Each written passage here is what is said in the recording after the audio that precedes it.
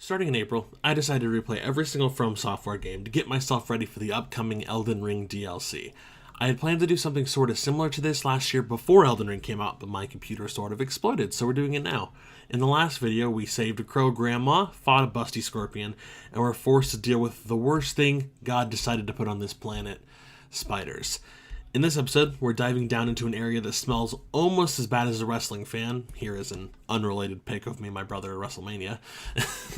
If you enjoyed this episode, by the way, feel free to head down to the description and click the link to watch the last episode of the series and see some of the other stuff we put out on this channel.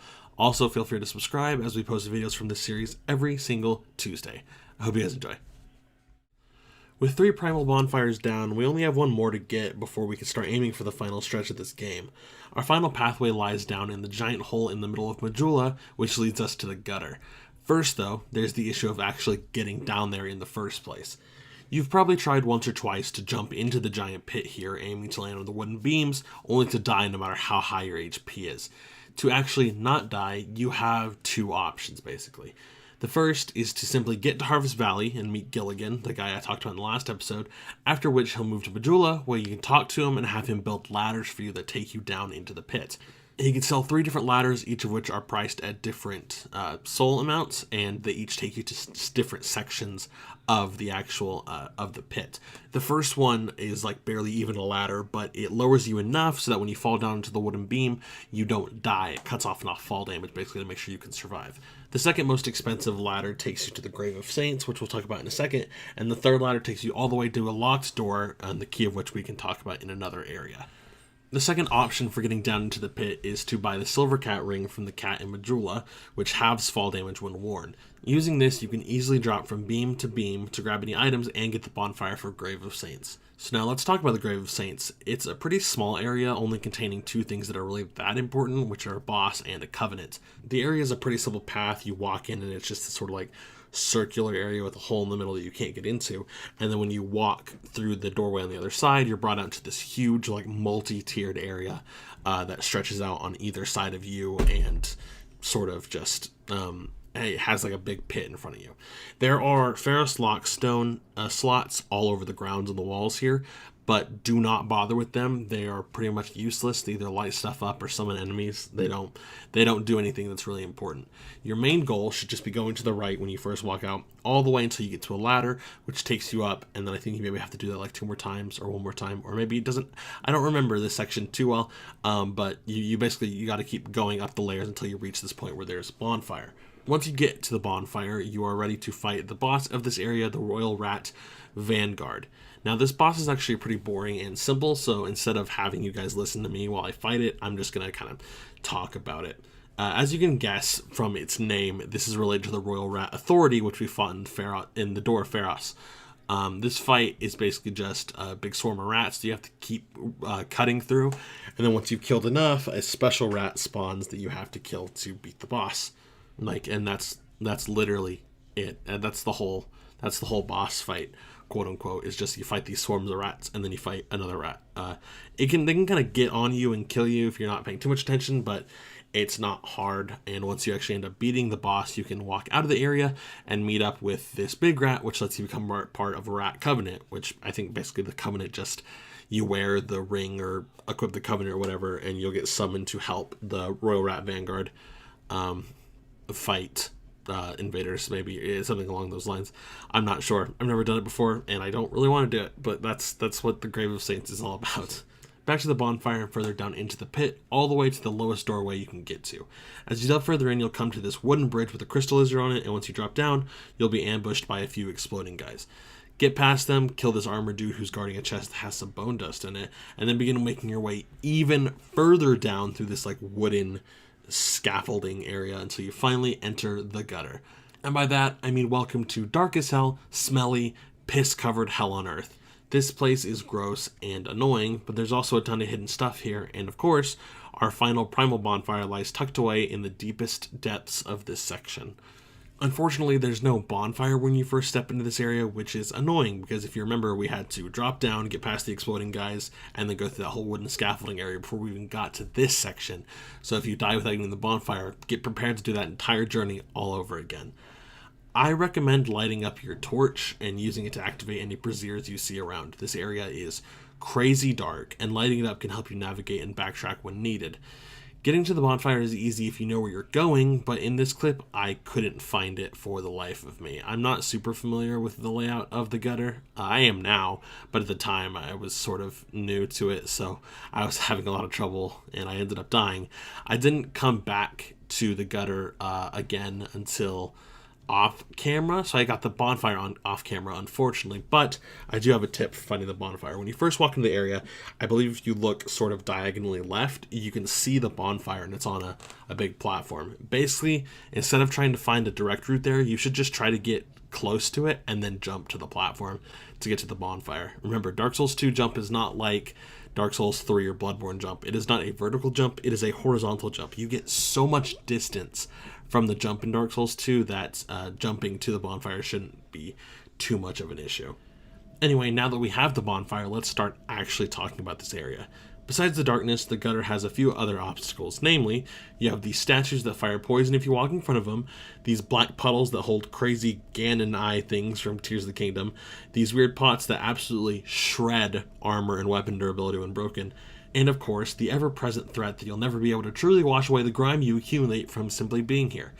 Thankfully, the actual enemies here aren't a huge threat. The block can puddles can simply be shot with fire arrows to kill the monsters inside, and everything else is cannon fodder at this point. There's basic hollows, these like skinned gorilla dogs that aren't too strong, and then these really disgusting like sack bug thing. I don't know. They're ugly. I hate them.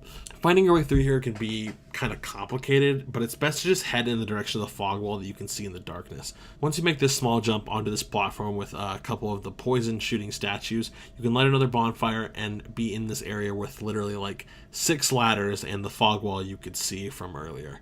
Crossing through the fog wall takes you to this big bug thing who is actually friendly, surprisingly enough, and it cures poison when you stand near it. I would just say fight the urge to kill it, turn around, and go back to the ladder room. I use my expendable summoned body to scout each ladder, looking for the safest way down, and once that's done, clear out the enemies, grab the items, and cross through another fog gate into a new area, Black Gulch. This area is super linear and short, but do not rush through it. There's poison-spitting statues everywhere, and tons of black puddles with more of the hand monsters. Just stand back, light them all on fire, and progress at a slow pace. That is your best bet for getting through here. We fight off an NPC invader, grab a bonfire that's blocked by a stone statue, and prepare to fight our last primal bonfire boss, the Rotten. Ew. Yeah, have fun with this, by the way. This is gonna suck. I don't like what I'm hearing. It's like multiple people. Oh no, I've seen worse. I think Bloodborne has shown worse. Bloodborne has some gross stuff, dude. Like the one that, fuck. I don't know, dude. This is pretty fucked. It's just a bunch of guys. Well, what about the one in, it's like a dragon almost, in Bloodborne. Oh, oh, wait, no. In Bloodborne, no, you think about Osiris from Dark Souls 3? No. Where he's like all skinny and like... It's where there's like enemies above the whole like area. Oh, you're talking about the one reborn. You're not a dragon. Oh, I didn't mean to say dragon. I was trying to think of descriptions for it. Here we go. Oh, he has a lot of HP. He didn't hit me. I don't actually agree with that personally. Oh.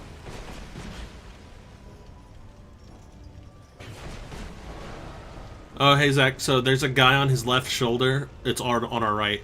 He will do whatever the Rotten's gonna do. That's what Zero just told me. Oh. Oh. Owie, I guess. That doesn't really show anything. That actually didn't really hurt. I think it's just a cute thing to know, because when he's attacking with his cleaver, the guy on the left, back up. The guy on the left was definitely swinging. That is kind of cool, though. Man, hard boss. I know we're kind of over-leveled, but like... Kinda? Still, it was kind of... Okay, like I said, we may be a tiny bit over-leveled, but that sort of happens when you're playing through every area twice. The Rotten is a really gross boss, and as I mentioned, you can kind of see some of his stuff super telegraphed. He's not hard at all anyway, but we kind of shut it through him because we're kind of strong right now. But with him dead, that's it. That's our fourth and final primal bonfire, and once it's lit, we get to meet Grandpa. So this is Aldia, our guide for the rest of the game. He's our new exposition bot, the voice that sort of guides us towards our new path. Also, he's the final boss. Weird. So with that done, it's time to head to Drangleic. During the playthrough, this was actually pretty crazy for me. The last time I played Dark Souls 2, I got all the way to Drangleic, grabbing the first bonfire, and then that's when my computer died, you know, like I mentioned in the intro of all these episodes. So not only is this the furthest I've ever gotten in this game, but also the furthest I've ever gotten in this Dark Souls marathon thing. I was honestly really excited, especially considering that this was the last bit of any Souls game that would be completely new to me. To get to Drangleic, you want to go ahead and warp back to the ruined Fork Road bonfire, the one that had the 3 pathways that was connected to the Shaded Woods. This time, instead of going to the right, we'll be going to the left.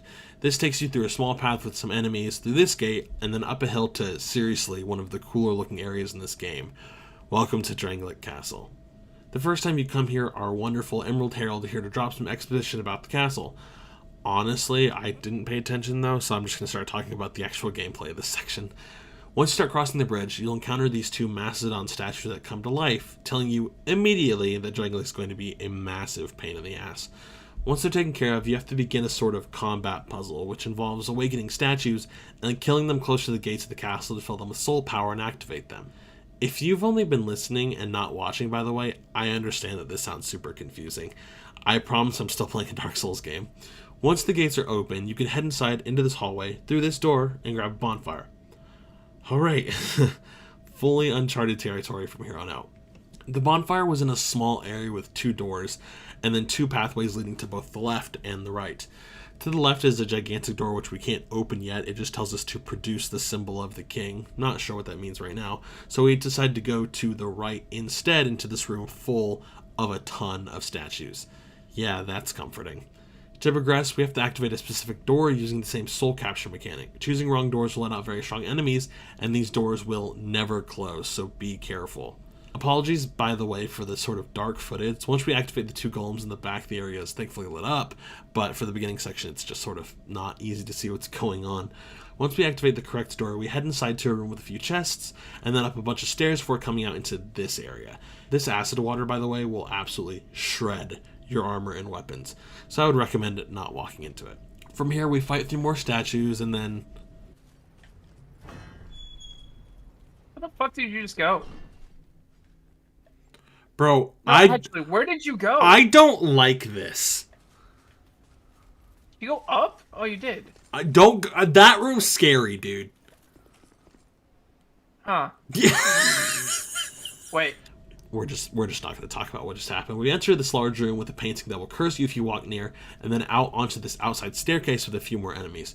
We climb some ladders, kill some dudes, and open a hidden passage with another bonfire. Honestly, I'm pretty happy about this one. I can't imagine having to go through that whole section again just to fight this boss over again that we're about to do. Walking to the next room will show us this lady. I think her deal is that she was like the queen before the king went crazy or something. Honestly, not sure. Doesn't really matter to me. Though, once we get past this section, it's time to fight the next boss, the Twin Dragon Riders. My A button almost got stuck. Awesome. Oh, hey guys! Why is he going for me?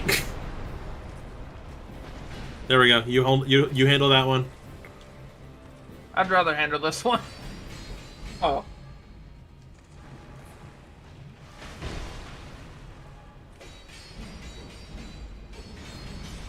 Got him. That was fucking easy.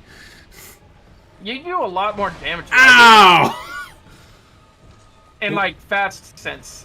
Well, yeah, that's why big boy. That's why twin blades are good, because like or why this weapon specifically is good, because it doesn't have as high base damage, but it hits multiple times. Wow, that actually fucking hit me. Nice, GG. Easy, fuck, Jesus Christ, that was fucking insanely easy. I'm sure that this boss is a pain in the ass alone, with the big dragon rider chasing you while the other shoots you from a distance. But with Zack and I combined, it's a complete cakewalk. After they're dead, we grab another bonfire in a room with a few exits. The one to the right is a dead end, so we'll focus on the path to the left. The left path takes us into a cramped room with a lever we can't pull, a locked door, and a long ladder. The ladder simply leads to a door that opens into a room that once you enter, you cannot leave. Not because it locks or anything, but because Dark Souls protagonists can't jump up ledges higher than 6 inches. The Tarnished reigns supreme. After turning around to get summoned by Zack, we walk into the obvious trap, but none of the statues actually activates.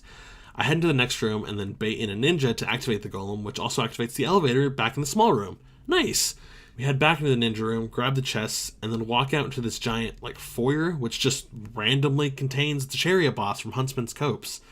That's cool, I guess. We kill him, then head out the door on the first floor of this room, which leads to an outside area. Taking the stairs up, there's a ladder which takes you onto a roof where there's a gargoyle and an alone knight captain.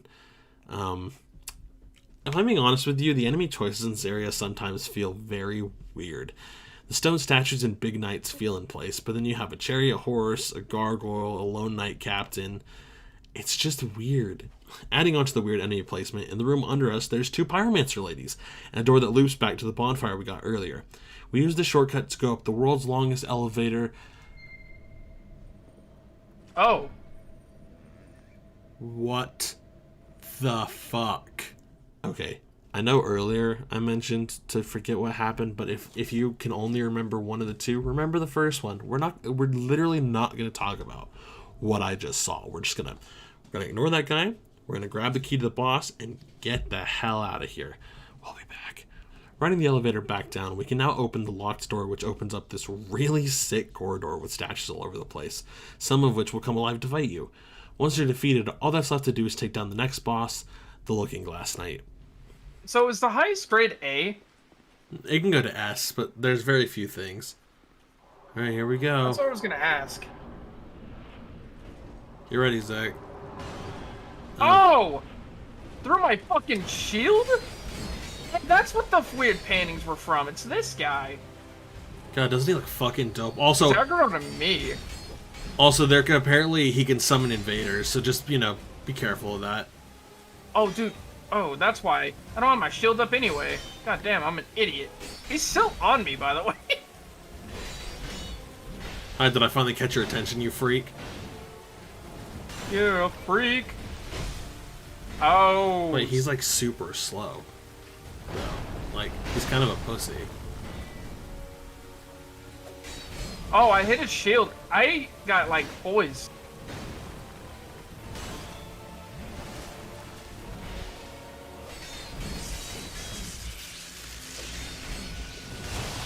Yeah, that was pretty cool. That was not even towards me. I'll give him that one. He's doing it again. Oh. He got him. What the fuck? He didn't summon anything. That was super easy. This is another fight that I'm sure is an absolute nightmare to do alone, mostly for a couple reasons. One, he has this gigantic shield that's actually kind of hard to get around. We didn't have very many problems with it on the first run, but on the second run, that shield got in the way a ton. But also, he has this unique mechanic that he can do where he can actually summon invaders to help fight alongside him. If you ever played the Dark Souls 3 DLC and you remember the whole Church of the Church of the Spears or whatever it's called, that boss, how the boss is literally an invader that can be summoned, it's sort of like that. You have to fight the Looking Glass Knight and also an invader at the same time. It didn't happen for us, thankfully, but yeah, he can channel and do that. And just considering that 90% of the people playing Dark Souls 2 in 2023 are probably on New Game Plus 400, you can see why it would normally be frustrating. Still, thankfully that didn't happen and we took him down, so I'm going to go ahead and end this episode here. In the next episode, we head down to fight a giant frog and then a dragon. Honestly, man, I got no idea. Thank you guys so much for watching. I hope you enjoyed. We're getting really close to the end of Dark Souls 2, actually. In the last episode, I made a joke about Drangleic being only about halfway through the game, but it's not really. After the 4 bosses that we fought in this episode, I think we have 5 more. I think 5 or 6. Not very many. We're pretty close. It's kind of crazy. But yeah, I really hope you guys have enjoyed. Like I said, there are links in the description to the last episode of this, to the Fossil Fighter Champion series that's going on right now, to the playthrough of Insomniac Spider-Man 1, and then once that's done, we're going to be doing Miles Morales. And once that's done, we're going to be doing Spider-Man 2. So a lot of fun, a lot of exciting stuff. Again, streams will be. I still got to play Sekiro, so of course they're going to be coming back soon.